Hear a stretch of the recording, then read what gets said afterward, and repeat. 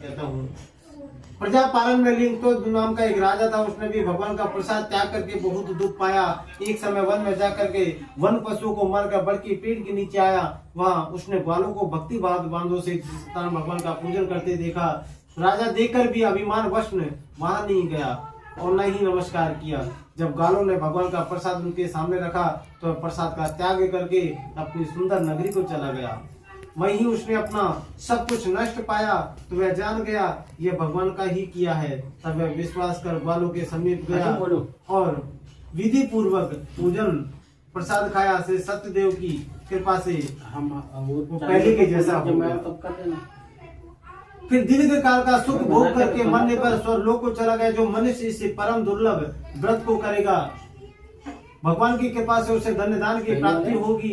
निर्धन धनी तथा बंदी बंधनों से मुक्त होकर के निर्भय हो जाता है। संतानहीनों को संतान प्राप्ति होती है तथा सब मनोकामना पूर्ण होकर के अंतिम धाम को चला जाता है। जिन्होंने पहले इस व्रत को किया, अब उनका दूसरा जन्म की कथा कहता हूँ। वृद्ध संतानंद ब्राह्मण का रूप है। ब्राह्मण से सुदामा का जन्म लेकर को मोक्ष प्राप्त किया। उनका मुख नाम का राजा दशरथ होकर के वैकुंठ को प्राप्त हुआ। साधु नाम के वैष्णव मोरध्वज बन करके अपने पुत्र को आर्य से जीत करके मोक्ष को प्राप्त किया। महाराज तुंगध्वज ने स्वयंभू होकर के भगवान की भक्ति युक्त कर्म को मोक्ष प्राप्त किया। बोलो सत्यनारायण भगवान की जय हो।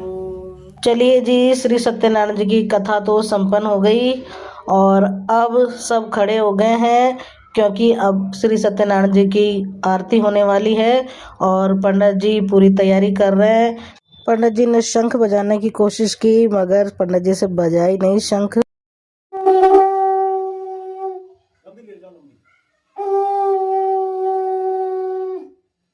पुजारी जी से तो शंख बजा नहीं। फिर उसके बाद दीदी ने बजाया शंख और बहुत अच्छा लगा शंख की ध्वनि सुन के। फिर दीदी ने प्रसाद की तैयारियां कर दी शुरू।